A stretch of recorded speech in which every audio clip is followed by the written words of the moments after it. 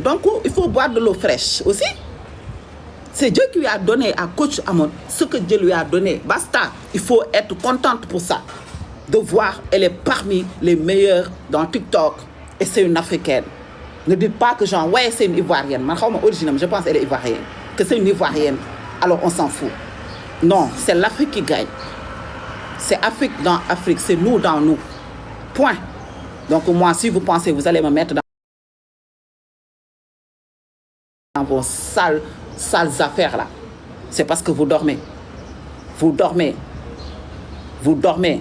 Il y a des Sénégalais qui sont super gentils, super bien avec moi. Mais ceux qui m'ont fait ou essayé de faire du mal, c'est des Sénégalais. C'est des Sénégalaises. J'ai pris, j'ai mis en boîte, j'ai mis au shot, j'ai tiré la chasse. Bam, c'est la triste vérité. La personne qui m'élève, qui essaye de m'élever, c'est une autre origine. C'est la triste et l'heureuse vérité pour moi. La personne qui m'aime le plus, c'est mon mari. Il n'est pas sénégalais. La personne qui me souhaite la réussite, c'est le blanc. C'est pour cela que tout le blanc m'a fait non solo bon. Couteau de blanc bi wax ko dara mané la damay ndugu ñaga dé né la delul sa nday raxas sa tank wi kama mère ndayam. Vous allez même pas donner 5 000 francs à quelqu'un, même pas 10 000 pour aider quelqu'un. Quelqu'un qui va tenir son business, vous avez même pas le cœur d'acheter un petit truc. Donc il faut la fermer. Ah oui, il faut la fermer nak. Arrive un moment donné. Moma gënal ñep suma birima. Moma gënal ñep wa jaw. J'ai eu à avoir des chantages. Juste par aigri. Les Sénégalais, c'est des putains, certaines de narcissiques. Pas toutes. Pas toutes. Mais elles ne veulent pas que tu aies un meilleur mari. Peu importe dans la famille, peu importe entre amis. Si tu as le meilleur des maris qui est beaucoup plus pertinent, beaucoup plus intelligent, beaucoup plus riche, beaucoup plus tout, ça les frustre. Et là, c'est genre, on va te laisser tomber. De temps que tu ne laisses pas tomber ton mari. Moi, je mérite un éboueur. Même si un éboueur, il n'y a pas de ce métier, ça reste des gens. Si j'étais amoureuse d'un éboueur, j'allais prendre l'éboueur. Ça, c'est pas un problème.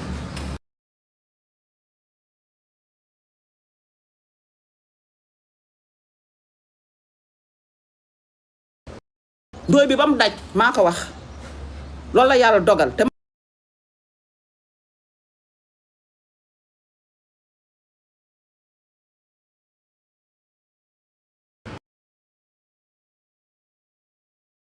après ñom ñu tijji bouteille nday champagne ku wara dem waa jaw nos ku wara mandi ku wara dem lek ci bu ñon lek kon ngeen dé ben ak képp ku ko yaakar ak bépp cousine sorcière wala dara ku ne na nga japp sa jëkkër ku ci choisir sa jëkkër bo xamantene mi ngi camembert wala géminam dafa xassaw wala dara yaa ko choisir dang koy japp te yalla tax li la yalla dogal. Coach, elle est pas forte, elle m'a déçu là. Il faut pas pleurer. Ah oui. Lolo tax nak ñen ñi naan somi dafa deugal kat somi nangam et j'aurais voulu que je sois là à pleurer, à me morfondre, à me dire ouais, et elles m'ont même, il y a des gens qui m'ont commenté, qui me disaient vas-y Soso, suicide-toi en étant enceinte. Yéenay dé ndayam bama lek sen laaxu ngeen dëj bi ak ceebu dëj bi ni nak bi ni ma caakiri ndayam sax ko fa toj soxor on soxor. Et là elle doit pas pleurer, ça m'énerve moo tax nga génn live bi génn naa damay wax foofu ndayam lu ëpp te fii maa ngi wax xam nga su ma paree damay dem YouTube moom ñuy saaga ñuy mer sama gat nekku si après man damay dem laat sama benn boma wala dara dem sama Radisson Blu wala fenn fekk yéen a ngi wax man maa ngi noos voilà c'est ça. Donc voilà. Des larmes de joie loolu wóor na la, des larmes de joie et de peine, oui.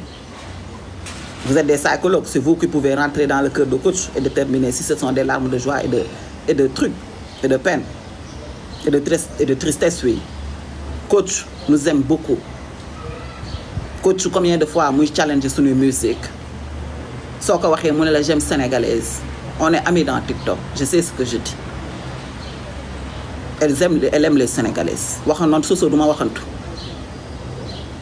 mais foo leen romb jàng boo leen romb rek soppi ko dëj mettital doomi aadama. C'est pas parce que vous êtes comme ça que tout le monde est comme ça. Soyons pas paranoïaques. Gis nga nit ku xool moroomam rek ne ko caga nga c'est parce que yow caga nga exemple la parce que am nga jikko caga mais bu fekkente ne doo caga exemple la làmmiñu gar mi nga yor koo gis gar mi nga koy foog man loolooy soso man képp ku ma gis muy jigéen gar mi nga ci man parce que xaw ma lu bon waaye képp ku ma laal nga laalaakee c'est différent mais laissez les gens tranquilles. C'est du n'importe quoi soo dul complexé demal nga liggéey d'abord soo lu leer na ma ne yow daajoo sax benn pàkk pour jaay soow dégg nga soow lalu demal nga lalu ji soow lalu voilà leer na ma ne daajoo sax benn pàkk pour jaay soow da ngeen di yeewu rek def benn góor yatar ba nga toog di jaay garaaw wala benn jigéen boo xamante ne mooy loolu ci benn affaire de jeu faut arrêter c'est un jeu waaw sa genre yi dañuy yeewu rek taal seen téléphone connexion rek la leen yàlla jagleel mayu leen leneen du terrain du liggéey bu baax du pàkk soow du boutique pour fa ne jaayee meew du table boo leen di jaayee fruit wala géej wala yéet wala dara da nga ne yeewu rek laal seen téléphone on n'est pas complexé vous faites la guerre à qui la guerre même 14-18 c'est fini 9-45 mais se comporter comme ça comme si vous êtes des cavaliers ou des cavalières on n'est pas des sauvages jaunes faut arrêter soyons civilisés bon sang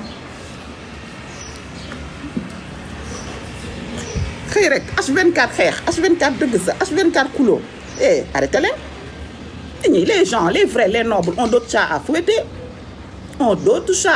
que d'être là sur TikTok H24 à s'insulter à essayer de chercher qui insulter vous perdez du temps. Après, vous allez voir une Soso qui a son immeuble, vous allez dire Soso, elle ment. C'est pas son immeuble.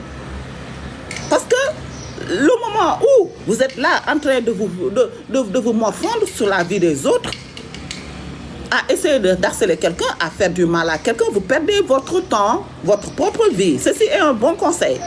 Occupez-vous de vos oignons et de votre yasse poulet aussi, ou yasse djën. Faut le temps ngay occupé oignon jàmbur sax dawal daggate say soble def ko sa yaasa bu neex nga dëxañ ko am teint c'est positif au lieu d'aller s'occuper des oignons des autres va préparer des oignons c'est-à-dire tu fais ton poulet yaasa au moins tu as des vitamines dans ton corps un bon poulet yaasa ou yaasa jën lekk ba féex laal sa café da ngay sa xol day neex doo xool Soso di mer doo xool coach amoon di mer waaw yéen a tooñ de ku ko waxu leen dëgg yéen a tooñ c'est vous qui avez provoqué en premier donc je vais pas vous défendre yéen a tooñ man faruma fuy bi ñu tooñee elle a son lion elle donne à qui elle veut si son mari est togolais elle va supporter togolais c'est normal voilà. C'est comme si moi je vis au Luxembourg et qu'il y a un jeu entre luxembourgeois et je sais pas français et que je vais aller supporter français. Non. Je vais aller supporter luxembourgeois. Parce que ñoo ma fi nekkal. C'est raisonnable et c'est logique. Nit kuy dégg am xel di use sa brain, use sa mind, xam ne kii li muy wax dëgg la. Je ne cherche pas à avoir raison partout, à faire l'unanimité. Parce que nul n'est parfait dans cette vie. Nit mën ngaa juum ci boor bu ne. waaye nag bëgg tooñ nit ci xaalisam ngeen ciblé ko ci moom c'est parce que da ngeen koo tëgg c'est parce que eenal ngeen ko ci yàgg na rafetul da ngeen di tëgg nit da ngeen di jékki-jékki rek def ay groupes vous formez des groupes on sait tout c'est le game vous faites des groupes et d'un coup vous dites dans les groupes WhatsApp on va attaquer coach on va tout faire pour qu'elle explose et hop attends, on va aller attaquer Soso. On va essayer de le mélanger avec monsieur tel, peu importe. On va essayer de la mélanger avec telle fille. C'est ce que vous faites. Moi, je vois vos jeux. À certaines pages, internautes, journalistes, lambda yii nii. Ndax vrai journalistes yi ñu ngi ci plateau yi toog yoruñu ay page yu kët. Non. Les vrais journalistes, présentatrices, classe, renommés, dotés d'une intelligence live chat incroyable. C'était les Mignel Barro, c'était les Fatou Sakho fii présentatrice bu baax amatu fi présentatrice dàgg sante fi am léegi dëgg sa ñàpp sa les vrais nobles c'était les Mignel Barro, c'était les Fatou Sakho. Ah oui dëgg neexul de. Ah oui, c'était les mères. Mignel Barro, on était voisines. Sa mère, à Sicap Ribot. On était voisines. Vous voyez, époque boobu gën a neex époque bi neexatul. soxor rek xëy rek yéen soxor moo leen di dundal. ay intellectuel merci kàngam ay noble kàngam man fii du sama place nit yi dañ ma koy wax ne ma Soso en fait. Pourquoi il y en a qui pensent que tu es bizarre, que tu es folle? Ici, c'est pas ta place. Tu es trop classe pour être dans TikTok. Il y en a qui me le disent à 24. Je dis oui, mais je vais parler quand même. Parce que si on est dans les milieux, yo xamantene nañ ne 85% wéruñu ay dof lañ yow mi wér 15% bi wér yow mi mel ni Soso dañ lay jàppee dof ñoom. C'est la triste vérité. moo tax man xaw ma mais TikTok peut-être un jour ma jékki-jékki rek raaf dem sama yoon du caaxaan ndax Facebook defoon naa ko ay golo yi dañ fa bari woon dàggi ni bari fa dàgg sante yi wax yu ñaaw yi affaire bi soof ma duggatuma Facebook ba tey fi ma leen koy waxee ay année du ma dugg Facebook am naa fa compte di ngeen gis Soso envoyé message ba sonn du ma ko lire te du ma fa dugg te booy seet Facebook sax a gën TikTok baaxul danoo doy waar non c'est vrai.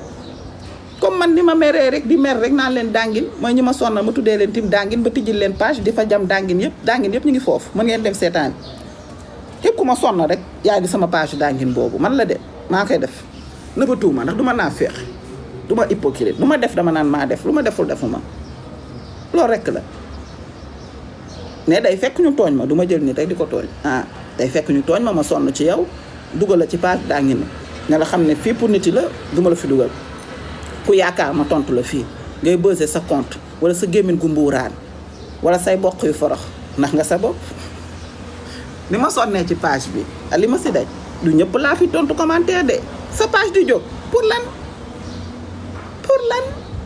page dàngin bi laa lay dugal may la foofu toq bës ngay say foofu ma bàyyi la fa Soso lébu dë Soso lébu dë rek maa ko moom de làqatuuma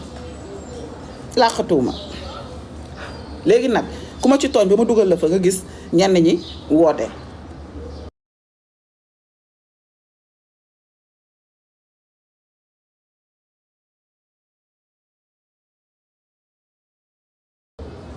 naan sama yaay am na ku mu jëlaat dugal ko ci page dàngin bi bi nit day def fi nit ku deful fi nit rek ñu jeele ji la park ñoo ko la ko baax nit a laa si xam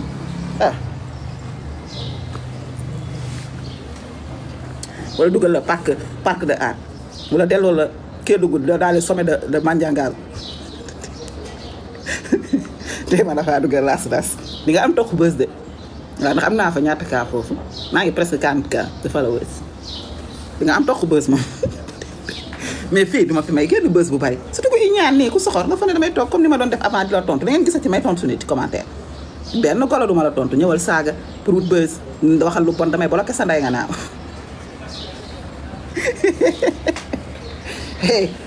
hey doo mos fi bës de bës léegi damaa gën a sadik yow damaa sari ba toog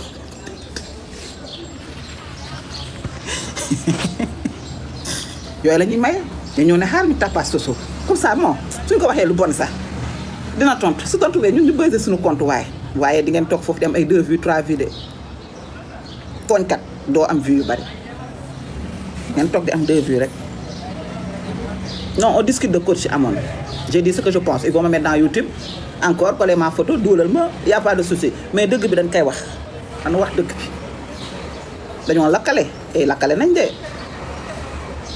léegi foo wax sénégalais nga dañ lay jépp yow du caaxaan ñenn ñi dañ naan la ah bon ragal la nag wax sénégalais sax wóoratul yow pourtant nag je suis fier d'être sénégalais la preuve maa ngi Sénégal lii du Sénégal maa ngi Sénégal ko damay ñëw fii tout le temps voilà maa ngi Sénégal mais nag man mënuma leen a bàyyi parce que sama dëkk la mais li ngeen may def ngeen def ko coach mu bañ leen da leen di bañ jooy na xel rek te da leen di bañ danaan léegi sénégalais yi ñëpp a soxor c'est triste danaan sénégalais yi ñëpp a soxor moo tax benn sénégalais bi daw toggal ko ceebu jën yeneen mbokk bi ne ko bul lekk ceeb bi dañ lay poisonné kon loolu ñaaw na de man maa ngi lire commentaire yi dama koy fëloo kooku baax la sénégalais boobu daw toggal ko ceebu jën xam naa pour parce qu'elle est gênée. Il y a des sénégalaises très nobles, elle est gênée, elle a fait le ceebu jën, les autres lui ont dit coach ne mange pas ceeb ils vont te dañ lay rey dañ lay poissonné nga xam ne loolu ñaaw na soo moytu ceeb bi est-ce que lekk na ko est-ce que filmé ko noonu rek ndeysaan parce que dafa bëgg sénégalaise ba pare tuuri ji na ko soo moytu ci mbalit ba soo moytu tuur na ko ci mbalit ba lekk ko soo demee peut-être qu'elle a même pas mangé le ceeb qu'elle va le jeter dans la poubelle parce que xam naa li ma wax man su ma demee man sosoo mii te aw ma notoriété coach amoon bay dundee noonu ku ma may lekk soo yaakaaree ne lekk naa ko nax nga sa bopp lekkuma dara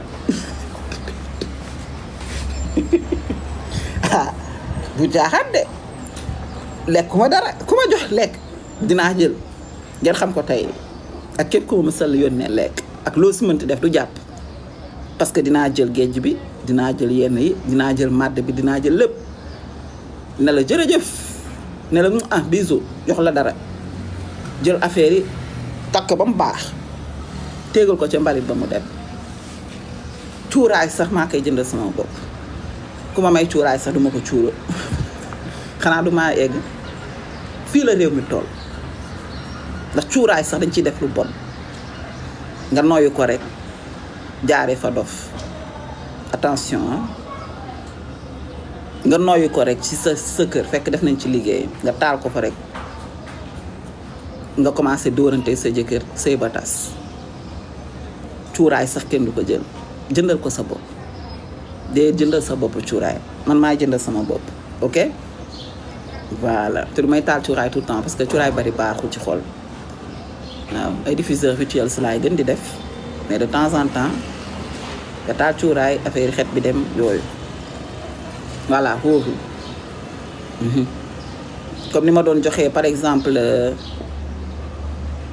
sama yére man joxeetuma sama yére mayetuma ko aw ma ci sax kees dama lay jënd yére bu bees ne la am te avant dama ko doon def dama doon sama yére dafa bari fu ma dem am naa dressing ñaar fu ma dem sama kër bu ma dem am naa ñaari dressing laf cat non baaxul de trop nga koy noyyi las cuuraay baaxul de trop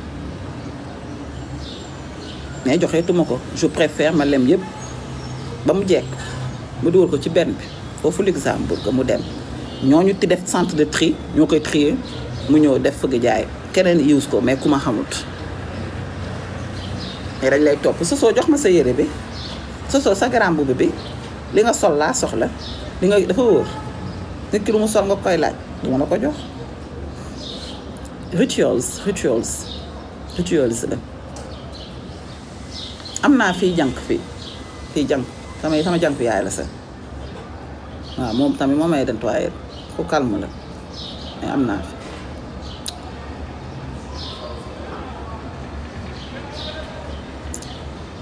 Ayurveda jël rituel si Ayurveda boobu neex na wala nga jël rituel si xammam bi defe naa mooy bu bleu bi Ayurveda mooy bu rouge bi man yooyu laay gën di jël moo gën a neex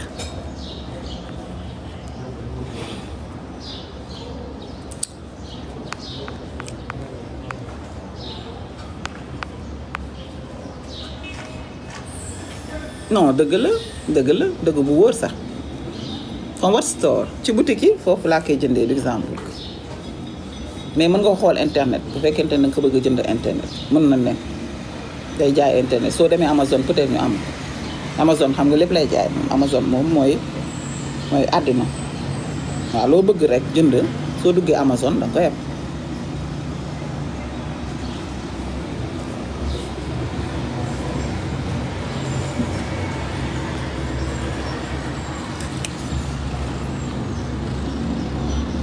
soo tey amul raxas luy loolu j'ai pas compris ce que tu veux dire là nga ne Soso tey amul raxas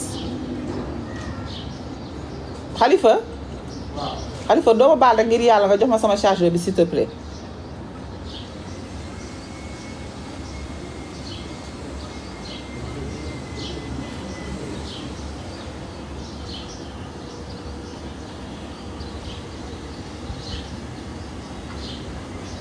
ma paree man damay génn sax am fu ma war a dem seet sama yenn mbokk yi et tout faut que j'y aille li ma fi dese bareetul sax quelques jours ma fi dese je me casse ñibbi. Where can I reach you? Oh, you know, like I block my messages. That's why, because people there are, you know, so wicked. That's why, you know. waaw moo taat leen ko daf may laaj fan la ma mën a jotee ma ne ko fenn parce que comme nit yi danoo soxor da lay message di la xas di message di la saaga waaw ay cas sociaux la ñenn ñi damaa bloqué samay paramètres kenn mënatuma jot mel num samay ami yeah you know like kenn mënatuma jot te dama changé numéro aussi maa baaxoon bàyyi sama numéro fii ku jot wax ak man ku jot ma nga dem ordonnance bi ma ne la am waaw ba tey maa ngi koy def nag waaye léegi changé naa ji ko doyal naa Khalifa waaw sama chargeur bi rek wuy ma ngir yàlla war sori sama mag la moom mooy sama xarit waaw man su ma ñëwee Galsen ci moom laa yem ci kii laa yem ndax ñoo bokk ndey ak baay laaf cat xam nga kii du ma def dara lu metti waaw suñu doon xuloo sax da ngay gis ñu xuloo 2 heures de temps nii 1 heure de temps laaf cat mu kott moom ma kott ko ñu ànd dem waaw xam nga kii du moo lay def lu metti je vais le brancher par là sax fee na côté bi waaw laay dem toog jàpp sërë nekk suñu jàmm waaw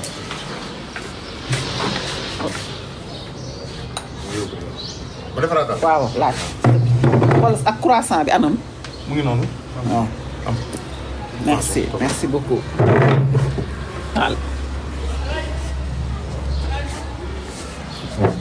ñëpp a beau sama yaay il nous a bien fait enfin elle nous a bien fait nos parents bien sûr ils nous ont bien fait sama frère dafa beau moom rek laay nekkal nag yenn duulkat yi Sénégal dañ ma doon gis ak kii mu kott ma ni téye ma si loxoom ndax noonu la ñuy def ni ñu magantee bariwul mag ñu wër di duul naan Soso day ñëw fii di nekk ay Sénégalais di duul moo tax yéen yàlla dina cus-cusal seen taati de ak seen cucu yi de foo leen jaar yàlla ne leen yéen Sénégalais ñëw leen da ngeen mën a wax ba pare ñëw jël seen làmmiñ bi rek xëcc ko bif xam nga ay ñoom malaaka bif daa am soo moytu ñooñu noonu àllaaxira ñuy bif seen làmmiñ yi ba mu gudd def ko ay kilomètres rek di ko brochette yéen mën a wax Sénégalais moo mën a wax nag ñaaw làmmiñ mën a sos mën ne maa fekkee mën ne maa xam te xamuloo mel ni da nga dëkk ak nit ki non et Dieu ne dort pas lu sama mag bi da doon toog di ree sax je vous jure da doon toog sax papa day ree ne non ñii duñ dem c'est grave tu me vois pas tu vas pas me voir désolé May j'ai pas envie que l'on me voit yéen ñëpp a yem yéen ñëpp a yem mooy yéen ay kët page unité di ràcc noonu di eba jonge noonu di écarté di muus-muusul naan je te vois pas pour recapture doo gis parce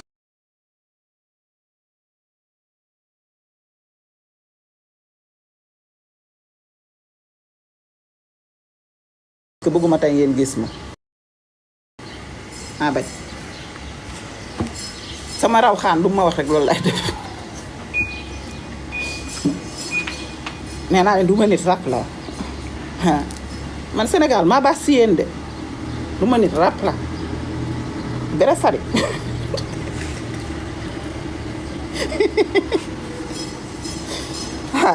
vrai coach si sadikul am na ku ma commentaire ne ma y a quelqu'un qui m'a fait ouais c'est parce que tu veux rester neutre Soso parce que tu as peur de coach amoon bëgg maa jaxase coach elle veut me mélanger avec coach mais yéen gis ngeen man soo lu ma ragal moi j'ai pas peur facilement xaw ma ragal fu mu féetee wax naa leen yéen xam ngeen man rek yow képp koo xamante ne yow jéem nga maa dugg biir TikTok ba ma mer ba dugg la rek rëq naa sa ndigg ak noo mënti toll rëq bu am classe laay rëq sa ndigg damay dóor foofu yëpp ba foofu yëpp gaañu comme xale bi nu mu ko waxee ndax yaana yeneen mbaam bi sax a leen gën xale bi wax na dëgg na ko ci mbaam bee sax a ko gën ah yaana c'est pareil da ngeen mën a tooñ ñeneen ñi sax ñoo leen gën ah oui du ñëpp a bon nag donc moi ce que je vais dire à coach c'est que tout le monde n'est pas pareil. Faut pas mettre tout le monde dans le même panier, ok? Mais qui se sent morveux aussi se mouche. Moi, en tout cas, Soso, je me considère pas adjuvant. Même si je mange le tchèboudjin, moi-même, parfois, je mets même pas le gauge. Wax dëgg fa yàlla te dinaa togg ceeb ba mu neex te du ma ci def gauge waaw parce que damay bañ muy xeeñ sama kër ak yooyu yéen a ngi comprendre du caaxaan du complexe du dara mais damay bañ gauge bi di xeeñ sama kër mën naa la toggal ceebu jën ba mu saf te du ma ci def géej foofa toj te da ngay lekk ceeb bi ma dóora la ci ay yaax defal la ci coob defal la ci lépp ceeb bi saf ba nga foog ne lii am na géej sauf que def ma si géej billaay wallahi ndax aw ma ko du ma ko jënd du ma ko jënd ku ma ko bëgg yónnee sama la baax parce que dafay xeeñ te man je suis très comment dire carré propre je tiens à la propreté pour dire vrai néew ma géej nag dafa saw mais lu mu leen xasee xaw naa métti donc waxu leen seen dox rek te yoxos on discute je me mêle de tout ce que je veux. Ok? Arrêtez de dicter les gens ce qu'ils doivent faire. Comme je vous dirais, vous ne payez pas ma facture, je ne paye pas votre facture. Voilà. Ne me dictez pas ce que je dois faire. Comment je dois me comporter. Je ne suis pas votre robot. Vous captez? Liberté d'expression. Ma langue, c'est ma langue. Ta langue, c'est ta langue. Tu vois? Que chacun s'occupe de ses problèmes. Voilà. On a le droit de discuter. J'ai le droit. Comme je dis, man awma patron, j'ai pas de patron dans ma vie, excepté yàlla ji. Leer na. J'ai pas de patron dans ma vie, excepté le bon Dieu. Et ma mère. Et mon mari. Leer na. Ñooñu da laa am patron. Suñu nee ma lii bu ko def, ma xam ne lii dérapé naa du ma ko def. waaye ñëw xamoo ma xamuma la nga ne ma lii nii nga koy defee sooy live nii ngay live wala dara dama naan la xoola doxal ma dox. foofa toj ndax fayoo sama connexion ndax su ma jëkkër bi may teral sax bëgg ma lool laf cat li ma defaral fii ñeewuma kenn ñeewuma Aïcha Rasoul ñeewuma kooku noonu ndeysaan su mu rafet et je l'aime bien Marie-Louise ñeewuma qui que ce soit lu ñu leen fi teral rek soo moytu lu ñu ma teral lu ma teral teraluñu leen ko ñoom xam naa li ma wax namuma dara ay këri kër lañ may fëgg ak ay fëggal ma kër wàcce tabaxal ma immeuble foofa toj kon man namuma dara te sama jëkkër daf ma jox cër respecté ma mais donc indi ma kii rek s'il te plaît croissant xam nga wax day àndal lekk il faut être comme Soso man du ma gedd du ma gedd lekk du ma jooy du ma gedd lekk du ma jooy